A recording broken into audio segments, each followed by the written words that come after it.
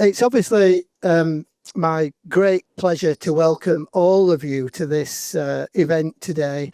And I do want to thank you all for taking time out of busy schedules, etc., for being here. It's great this year as well to see almost every seat in the House completely full. We nearly made it last year, but not quite.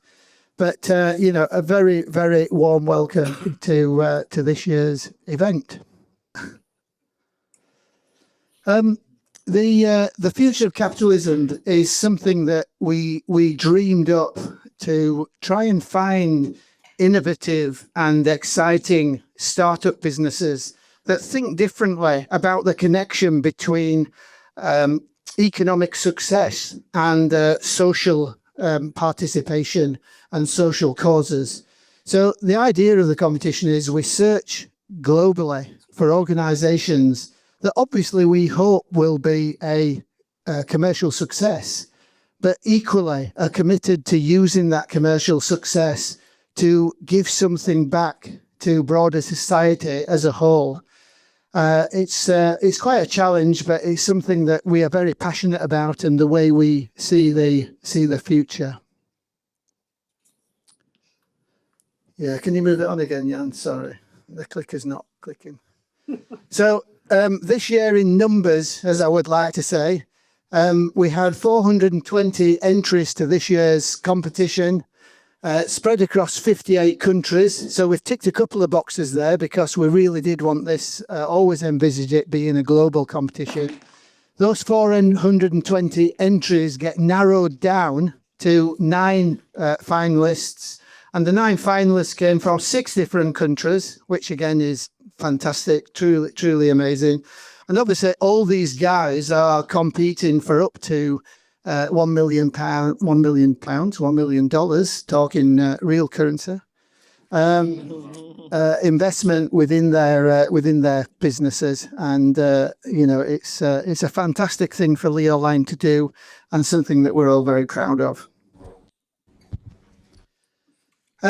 It's my duty, as always, to thank people. This event doesn't happen by chance. There's a lot of hard work and endeavour that goes into this. And in particular, I want to thank Jane Redfern, Barbara White and Margaret Jeffries, who bear the brunt of all the operational things that go on, all my quirkisms, all Larry's quirkisms, all the nuts and bolts and bits and pieces. And I know that the finalists in particular will have had a lot of dealings with those people. But, thank you very much. I know that in the audience here, somebody else, they do deserve a round of applause.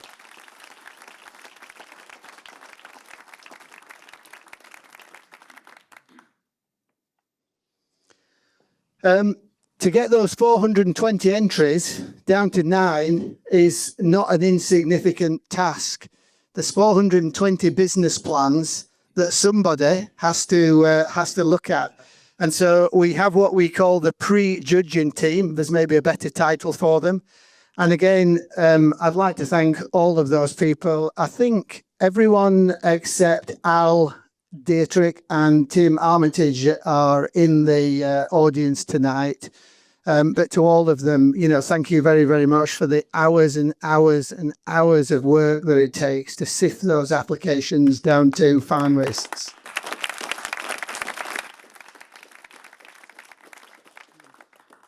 And then we have the people that have been here all today, actually judging the competition and deciding who the winners of the competition are. I can't obviously introduce every single one of those people, but there's a little bit more to it. Listen, today's quite intensive. We start at 8:30 in the morning and we finished at about 4:45 in the evening. All the finalists come along in a Dragon's Den type of environment. If you imagine, you've all seen Dragon's Den. It is exactly that situation, except rather than being 3 or 4 dragons, there's 9 or 10 of them sat in front of each of the applicants. And, these people not only turn up today, but obviously in advance of this, they have to review all the materials that are sent through by the finalists. And again, if you give them a round of applause, because it's a mammoth effort that they put in.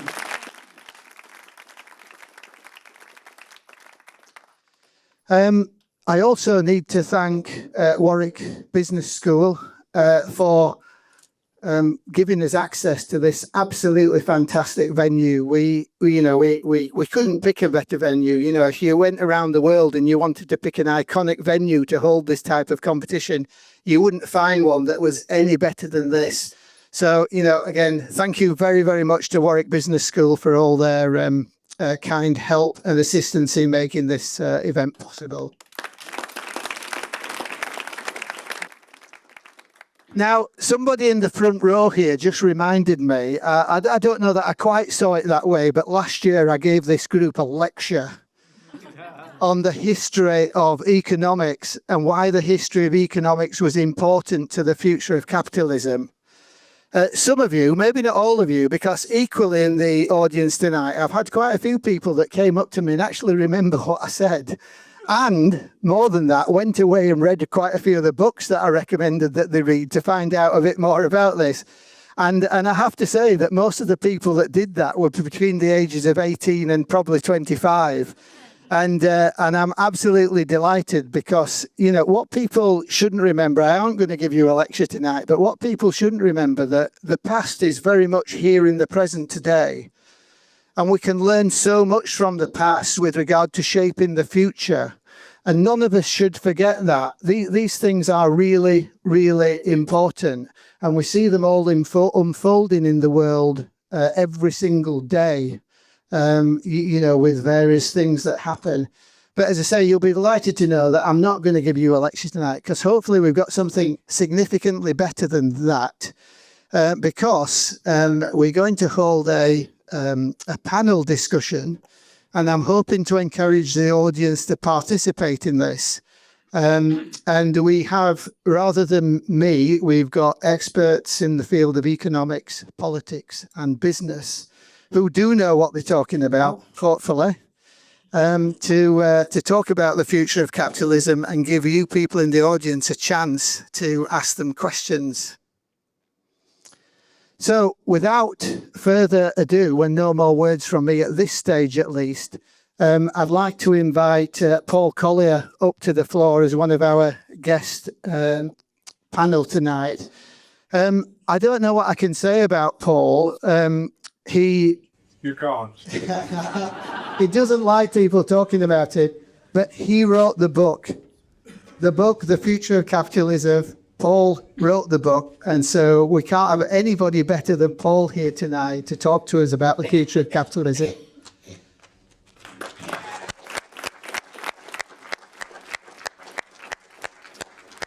I'd also like to invite Jeremy's here somewhere. I'm sure I saw him. Jeremy's there. He's here. Thank you, Jeremy. Come up, Jeremy. I'd like to invite Jeremy Hunt as well up here. Listen, I'm sure to most people in the UK, Jeremy probably doesn't need any introduction whatsoever. But, you know, I think amongst other things, and I hope I'm correct with some of these facts, Jeremy, Jeremy's been a member of Parliament, I think, for 20 years now, maybe a little bit longer. He's also held 3 very, very high public offices in government, which not many people hold many of, you know, all 3 or 4 of the major political positions. And I also think, Jeremy, you're the longest serving ever health secretary. So, you know, congratulations on all that, and thank you very, very much for coming here tonight. And then lastly, but by no means least, I would like to invite Larry Sullivan, the founder of Ria Mayan, and our sponsor here tonight to come up to the stage. So before I hand this over to you guys to ask these people questions, I'm going to ask the first question. And I'm going to ask the first question. I'm going to ask the same question to each of you, but I'm going to start off with Paul, given that he wrote the book. So Paul, what do you see as the future of capitalism? Capitalism has 2 possible futures. And if it doesn't have a future, it's very, very bad news, because we do know from history what the alternative to capitalism looks like. And it looks awful. Right?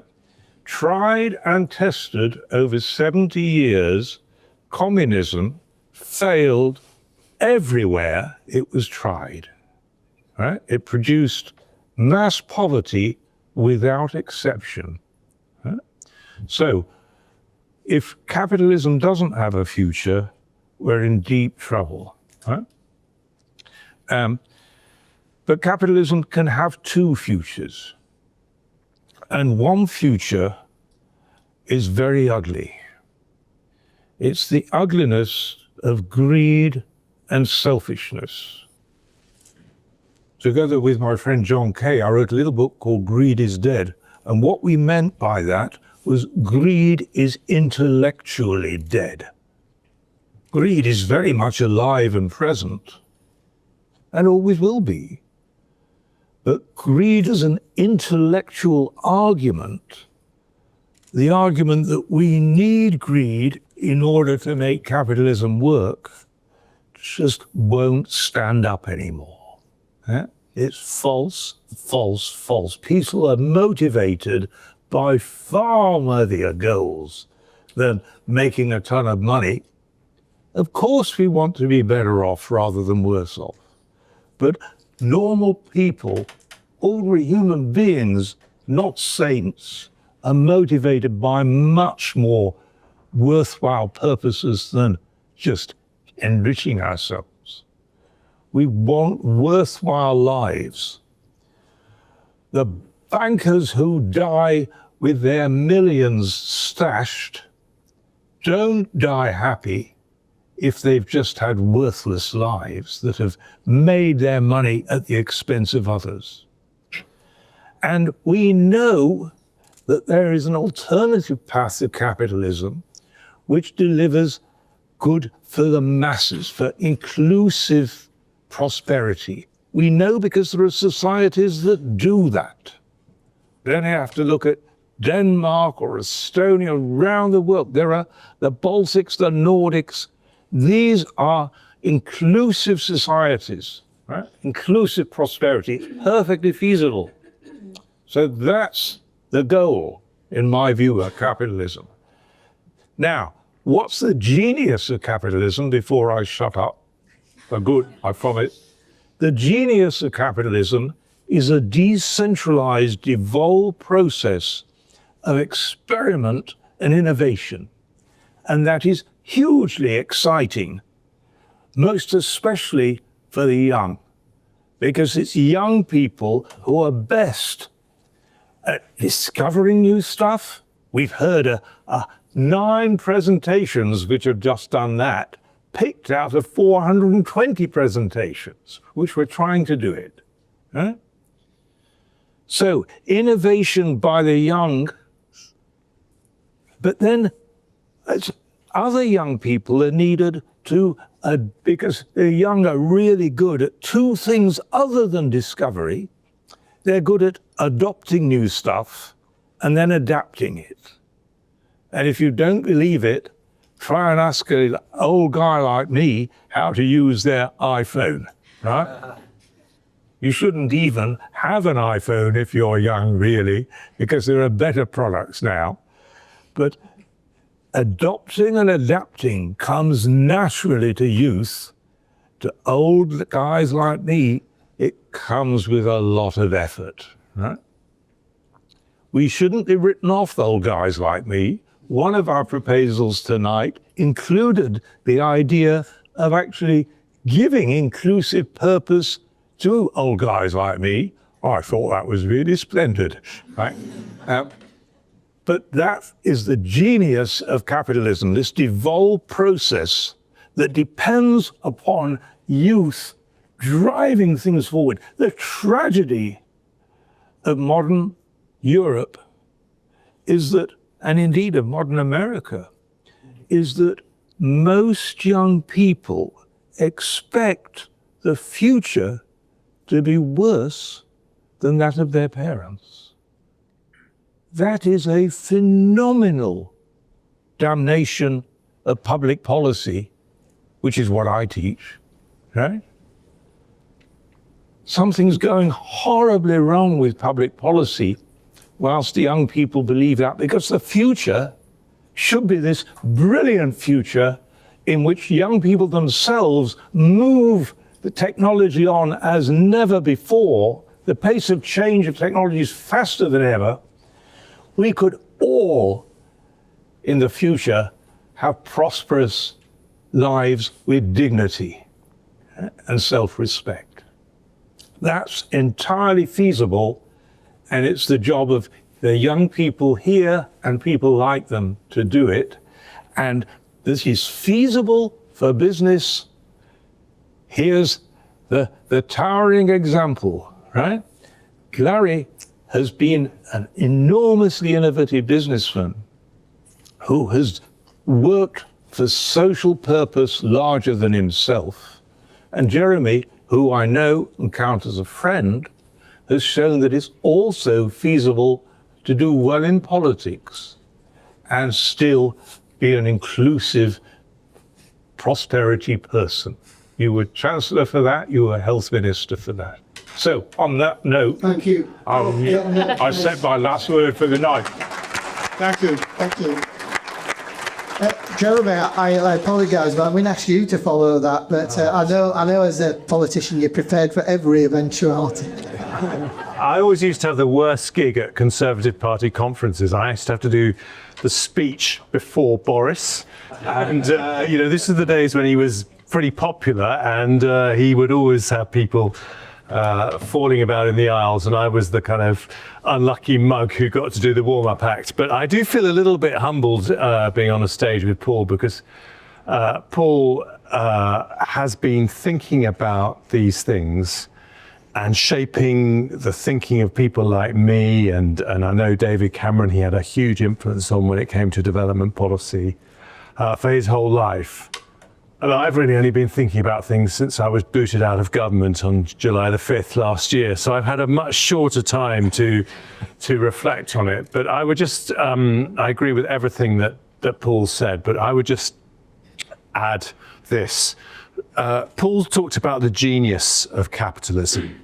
The way I like to think about it, when I was born in 1966, half the world was in extreme poverty, which was defined then as an income of less than $1 a day. So now it's, because of inflation, it's gone up to $2.15 a day. But you can imagine if your income is less than a couple of dollars a day, you are in absolutely grinding poverty. And when I was born, that was half the world's population.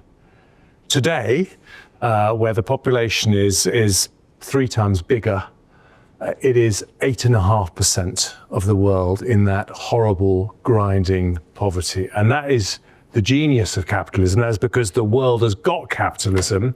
It's not primarily, as Paul has often said, it's not primarily about foreign aid, although that has an important role. It is because people understand enterprise, and that has been transformative. Then there's the bad bit, which is that we, as capitalism has evolved, we haven't kept thinking hard about which type of capitalism we want.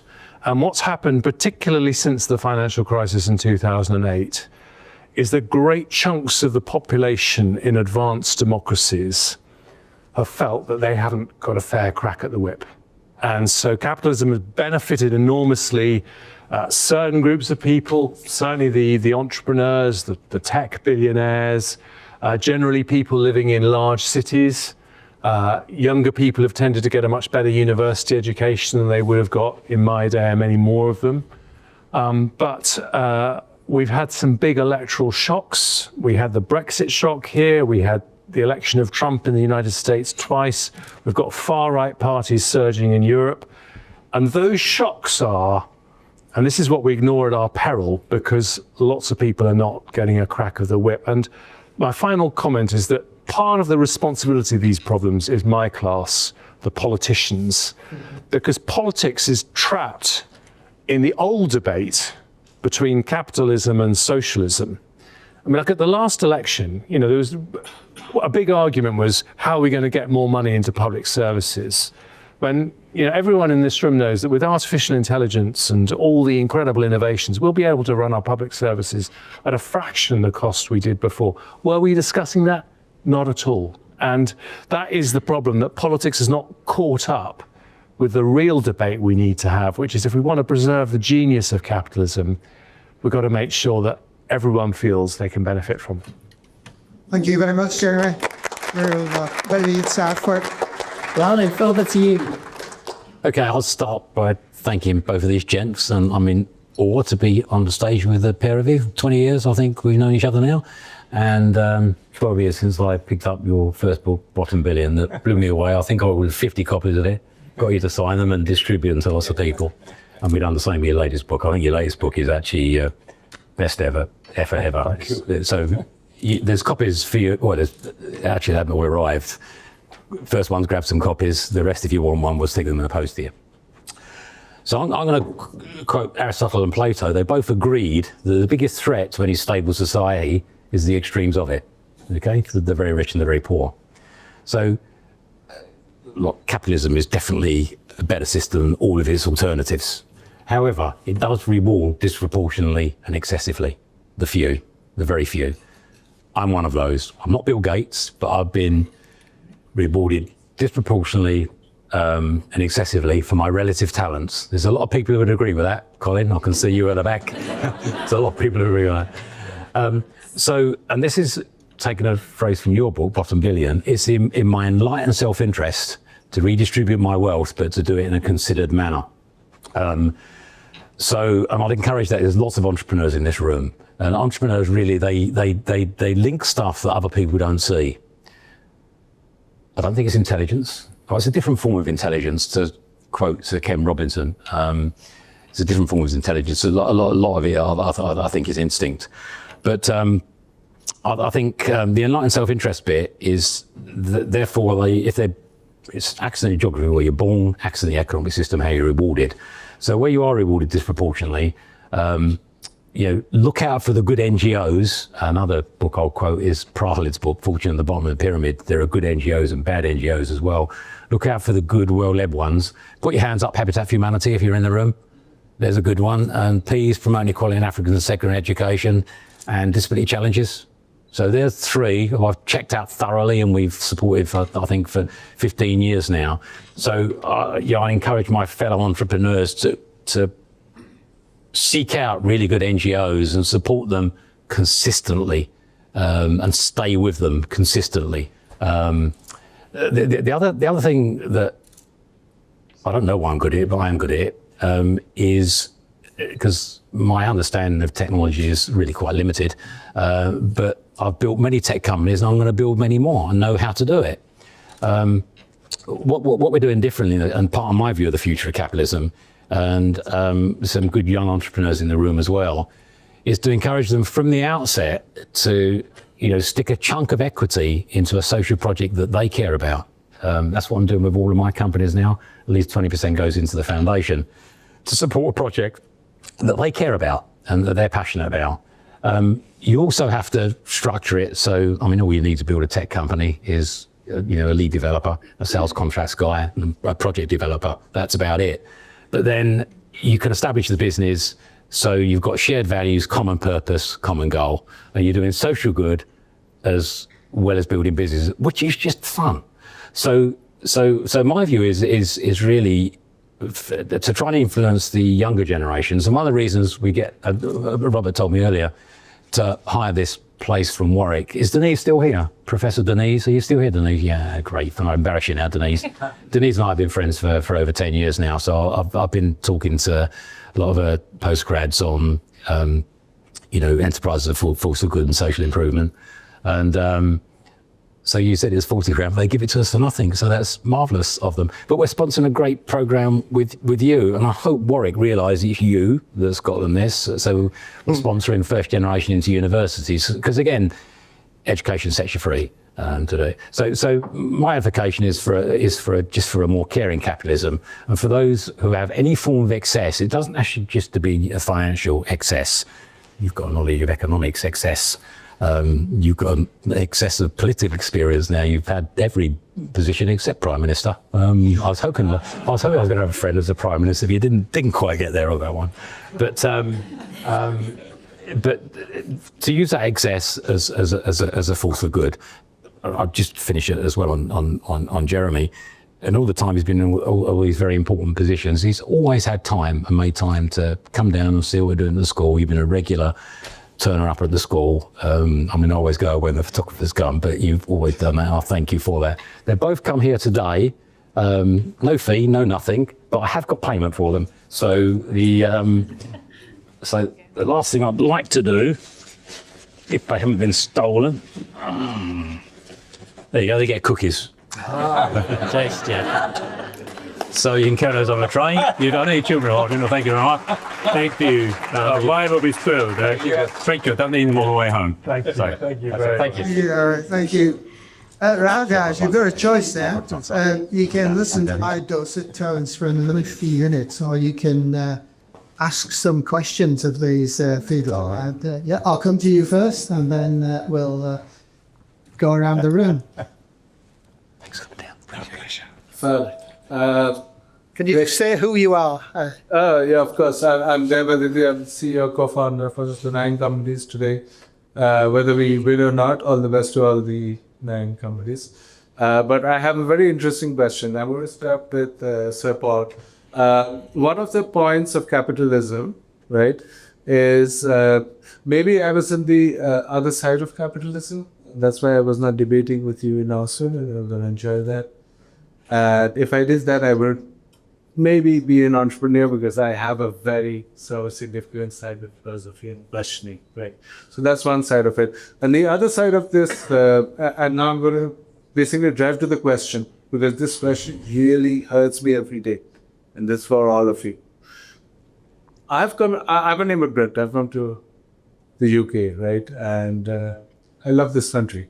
The problem with this country I see right now is, with politics as well, is that there's a lot of question and a lot of statements about what we've talked today. But there's not that much questions about growth. There's not that much questions about being the next 10 Larrys, because we need that. Everybody wants to go to Silicon Valley. How do we solve that? That's my question. Paul? How to create 10 more lives? Okay. And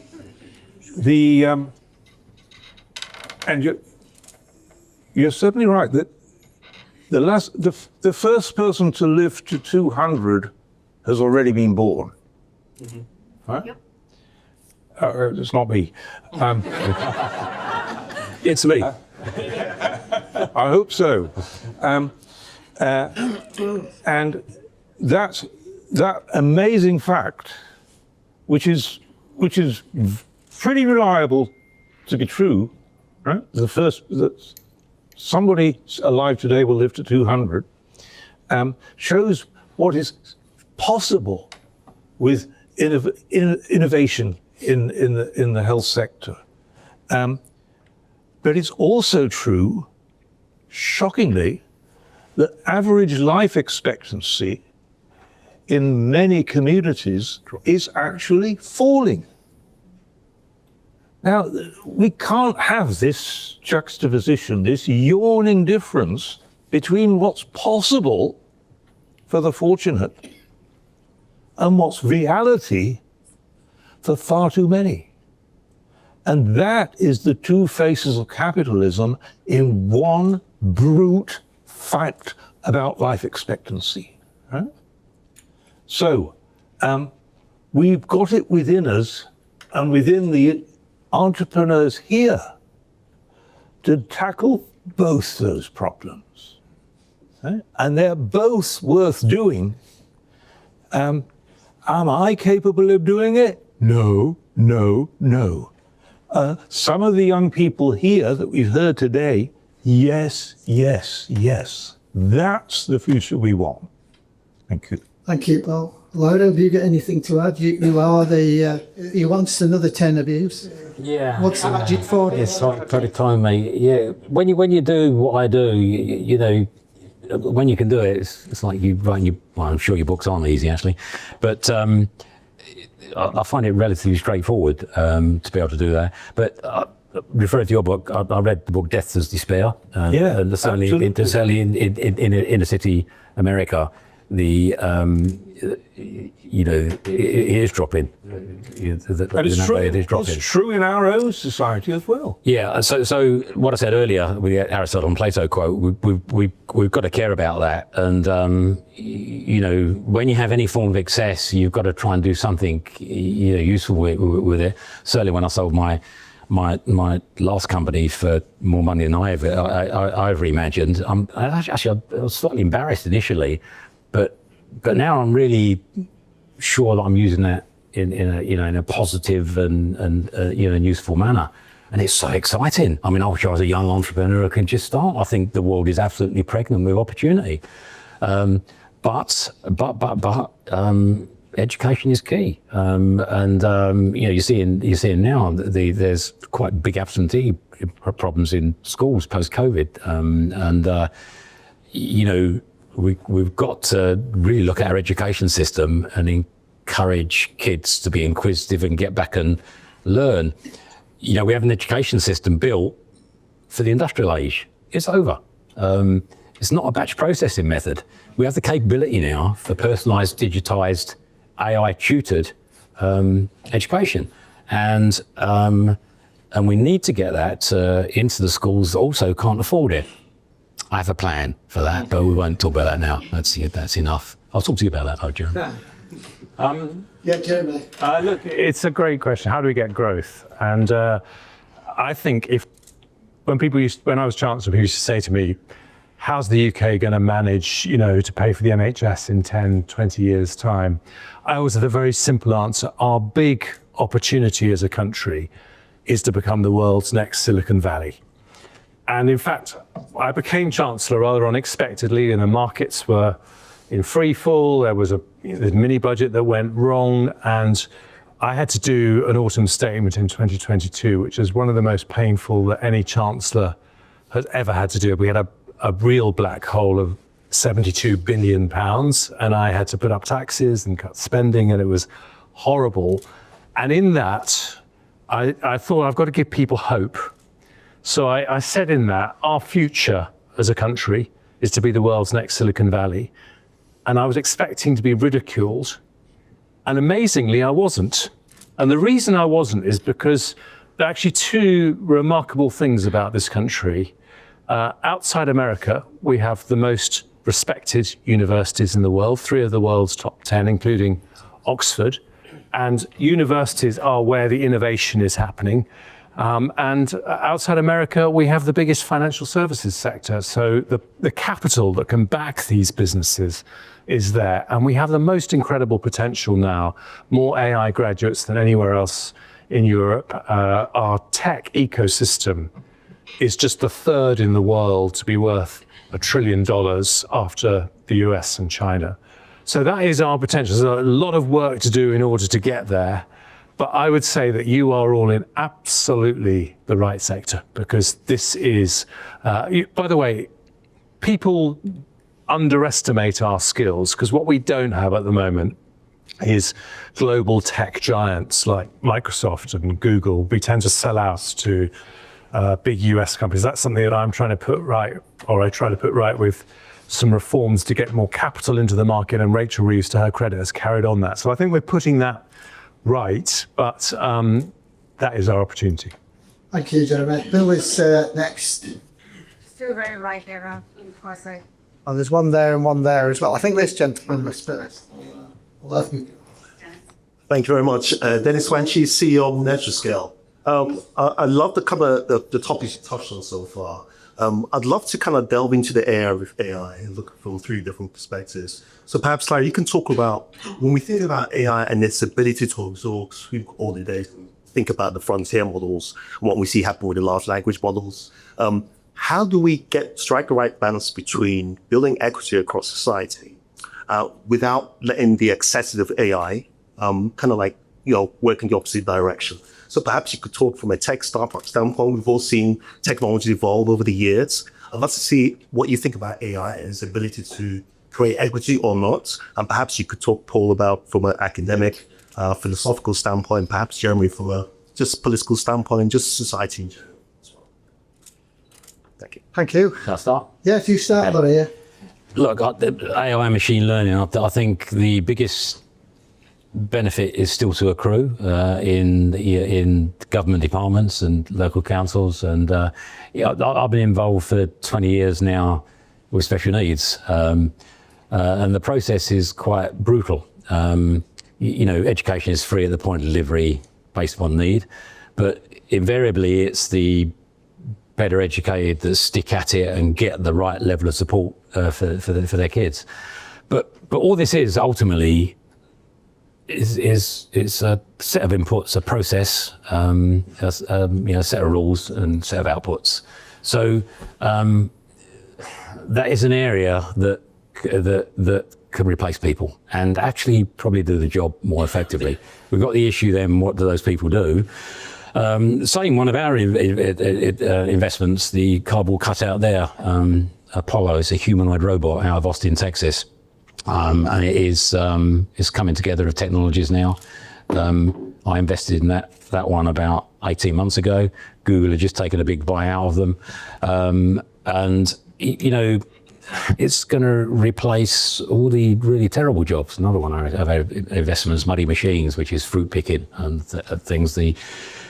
So technology and AI is going to replace a lot of those terrible jobs, but then you've got the issue of what happens to all of those people. I mean, Denmark, I think, has introduced the universal stipend as well, but then we've got to work out what the people then do with their time on it. So we're just on the cusp of what technology and AI can achieve for us.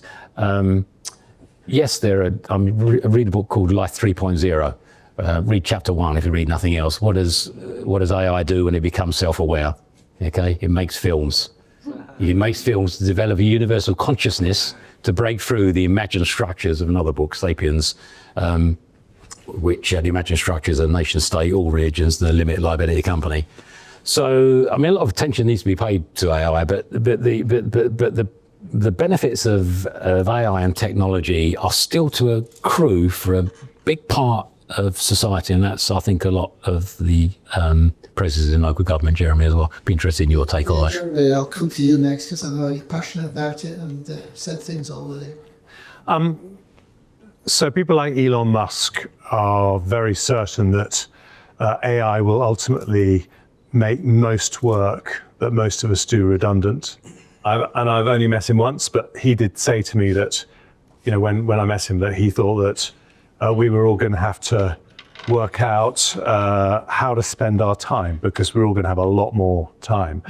I think we are so creative as human beings that we will find ways to deal with that. This is not going to happen within the next 10 years. And what I think we should need to concentrate on with AI, I think it's going to be spectacular, but we need to harness it to solve the problems that Paul was talking about. So we need to make sure that AI, for example, could be completely transformational in tackling pressures in the NHS, in taking the admin and drudgery out of doctors and nurses' time so that they actually have more time to care for patients.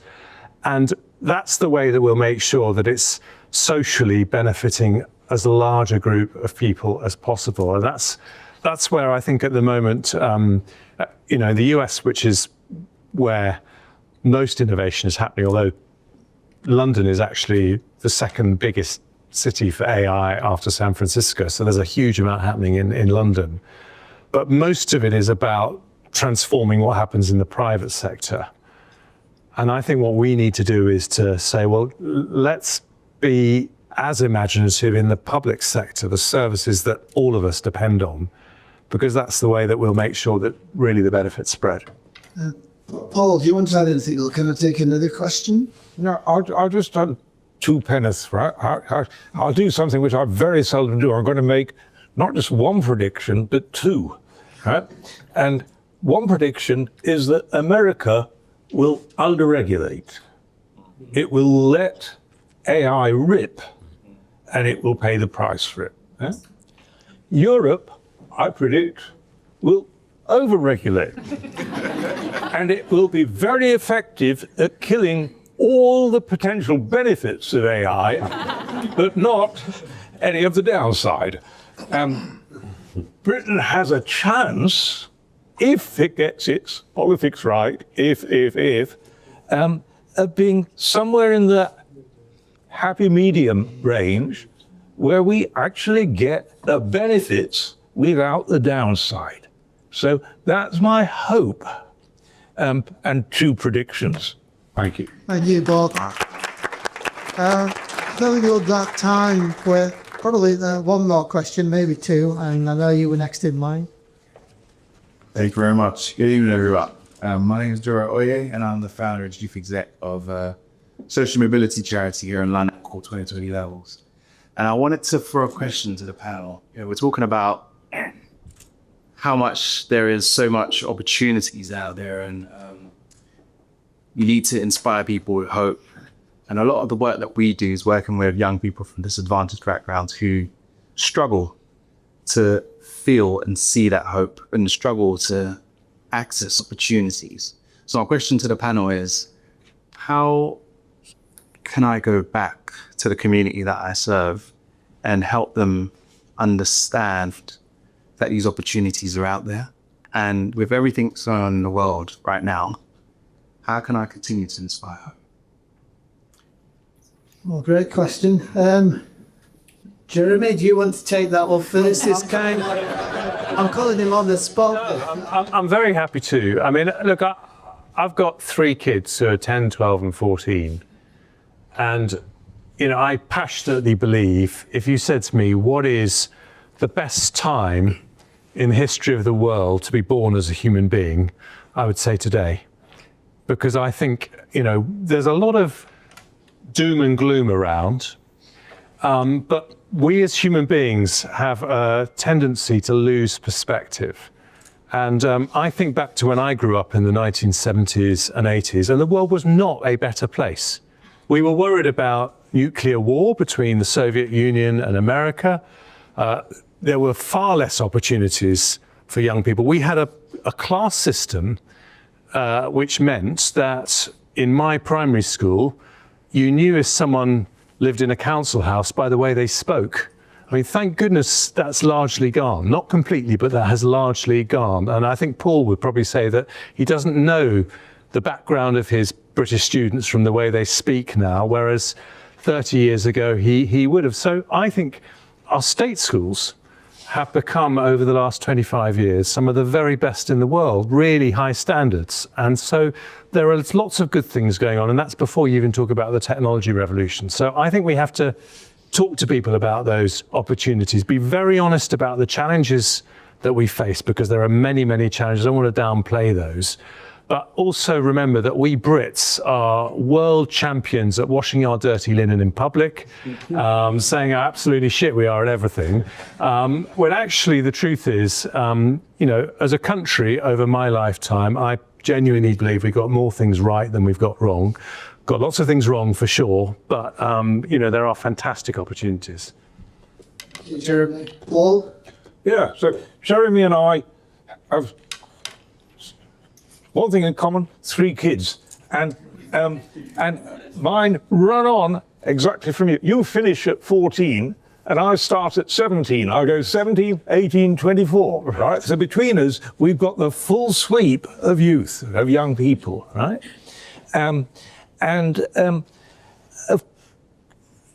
Your question is about communities, and a lot of my work is about transforming the opportunities of communities.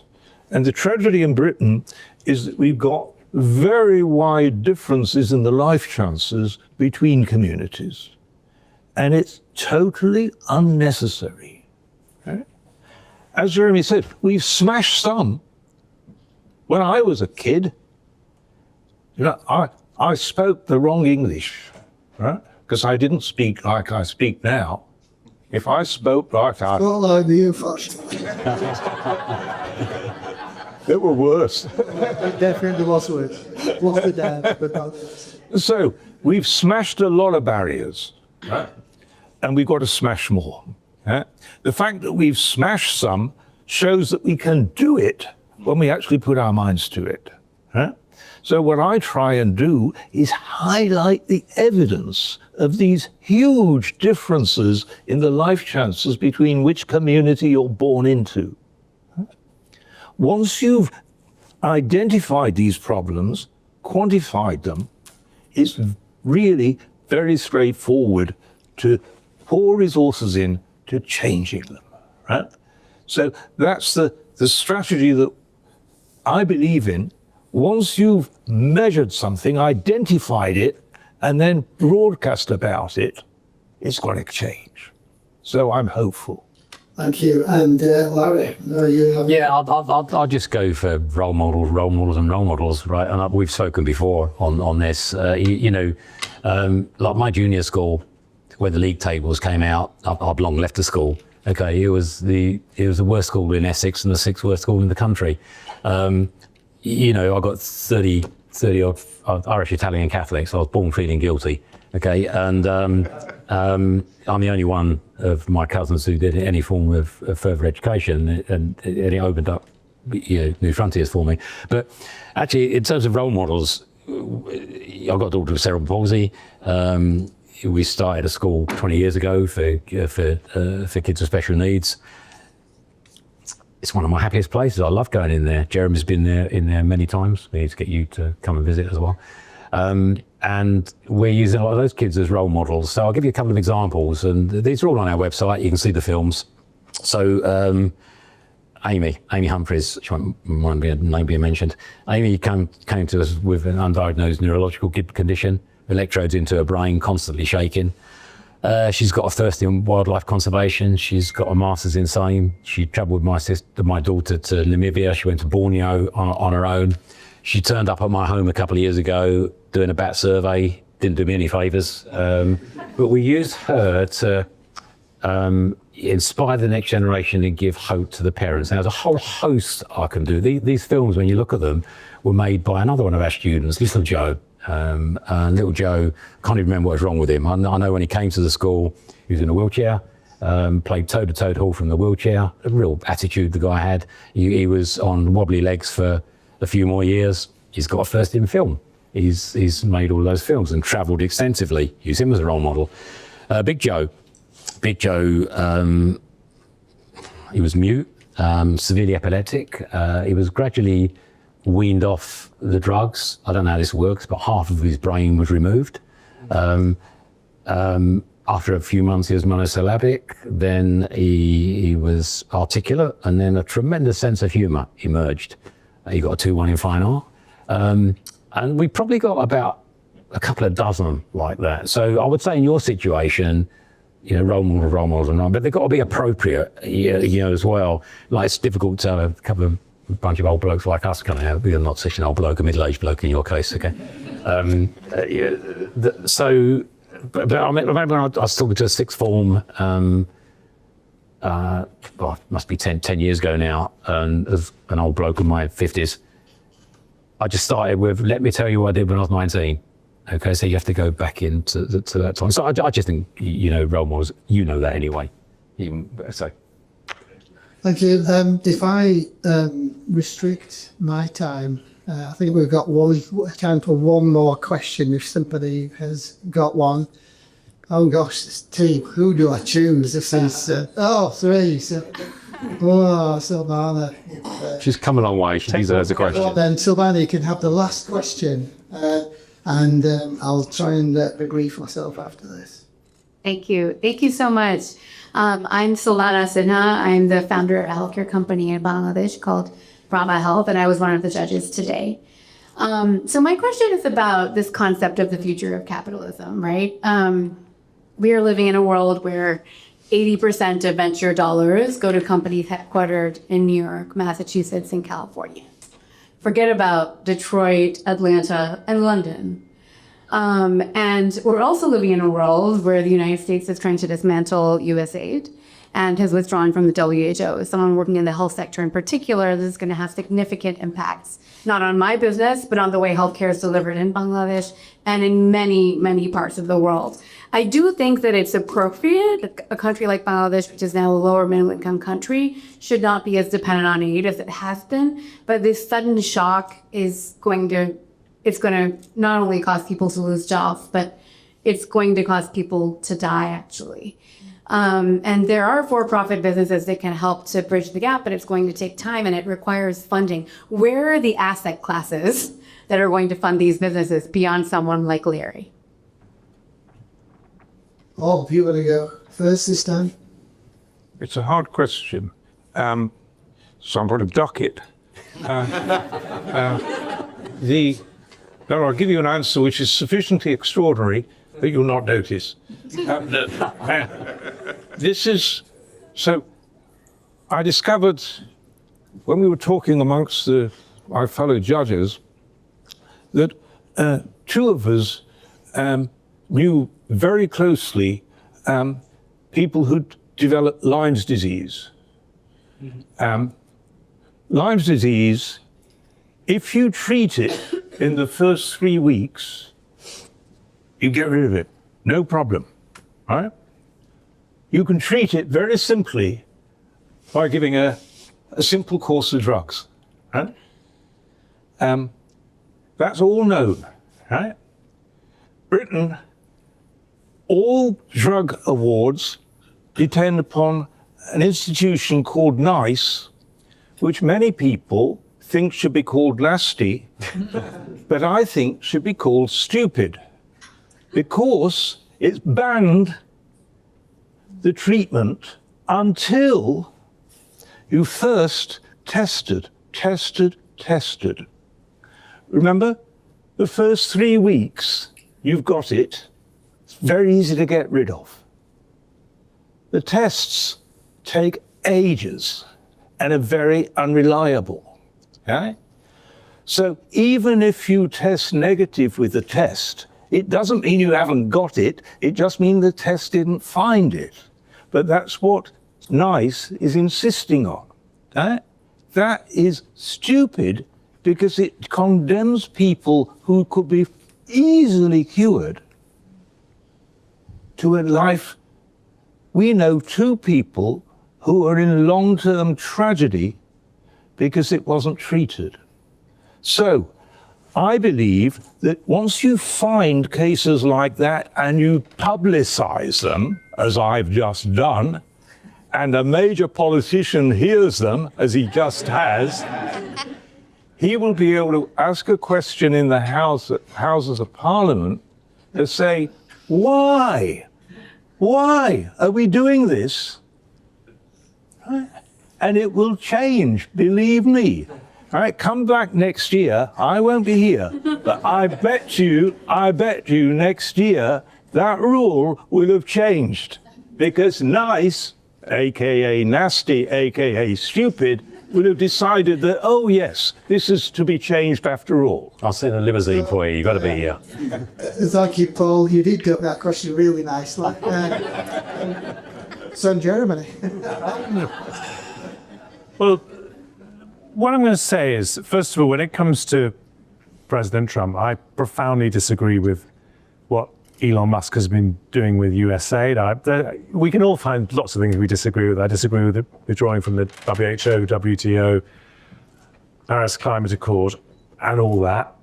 There are other things he did when he was president before that I agree with, but we don't have a trouble finding things we disagree with. But what we need to understand is why America has chosen someone like that who takes these very unpredictable decisions. And it goes back to the flaws in our modern capitalist model. And I think that if you come from India, you're looking at a world which is unrecognizable to the India that I went and visited for 5 months in 1985. I mean, since then, about a third of the world have been lifted out of extreme poverty. And you've seen a lot of that in India. There's a lot of poverty still there, but you've seen a total transformation in India. But you also need to learn from the mistakes that we've made in the advanced economies, because we didn't take enough trouble to make sure those benefits were evenly spread. And that's why we have very unpredictable swings in our politics. Another example is, which I thought you were going to touch on in the early question, is migration. Migration is something which, I'm a big fan of migration. I'm married to a migrant. I think it brings enormous benefit. In fact, I would say that Britain has flourished from being one of the most open international economies in the world. But if you have uncontrolled migration and illegal migration, it is very socially destabilizing. And Britain and other European countries have not dealt with that. And we are now paying the price in terms of this unpredictable politics. So that's why I would really say the most important thing you can do is go back to India and say, how do we make sure that India, with all the excitement that lies ahead of it, learns those lessons and evolves into a more stable form of democracy that avoids some of the problems that you pointed to. Larry, final words. I'm invested globally, and there is no doubt that America is more entrepreneurial than here, and there is less regulation than here. But practical example I got, we're invested in about 4 or 5 robotics companies now. The biggest one is humanoid robots. But what America did that, for example, we didn't do is that they seed funded a lot of that. They had probably 100 humanoid robots go in and encouraged competition. Now it's down to about 20, and that'll soon be down to about 10. So there is a role for government to seed fund some of those things as well. They just won't get funded. I don't know if Bangladesh can afford that, but yeah, I don't know. The central government can kick some of those things off, but it's also then difficult for our investment in you, for example. I assumed it was in dollars, but it must have got transferred into the local currency. Recently we went to Japan. I was very interested in investing in Japan. If you invested $1 in Japan in 1989, today it'd be worth exactly $1. Okay. I know you've been there many times. Japan and Tokyo blew me away. I've been there several times. It's an amazing city. Everything works. They have a debt to GDP ratio of 250%, so 200% debt to GDP. Where we're concerned, ours is running at 100, and they don't seem to care. What does that do? And I was talking last night to Paul, another book I read, The Debt Myth. Does debt matter if you owe it to yourself? Ultimately, how it matters to Japan, their currency is continually depreciating, but actually that gives them quite a good economic advantage because their exports are continually cheaper and their imports are prohibitive. I don't know, I've gone on that track, so I'm miles away from your question now. No, I think the U.S. dollar denominated economy that we live in is relevant to this conversation. I've got to call it a wrap there, guys. Yeah, it's a big conversation. Because there is a big conversation to that one. But listen, I'd like you to give a massive round of applause to Paul, Lara, and Jeremy. Thank you both.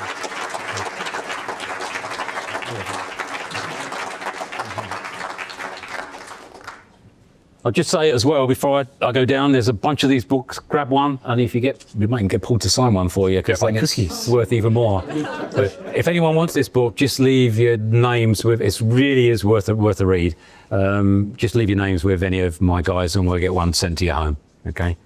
And hopefully we'll get you to the top of the bestsellers. I'm really very late. I'm not doing a good job as an MC, but I thought that was interesting. I hope you found it interesting, so I'll let it carry on a bit longer. So I will try and be quick with my bit.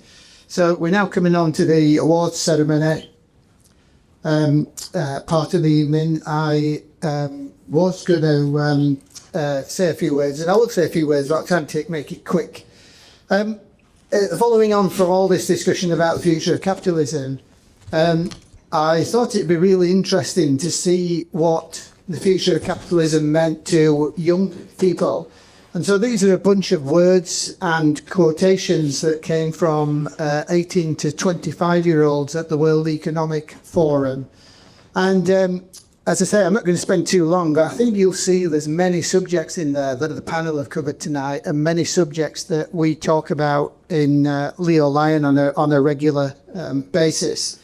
It is all about, in their eyes, moving beyond the single economic principle. And we touched on that, why is it capitalism or socialism or whatever it is?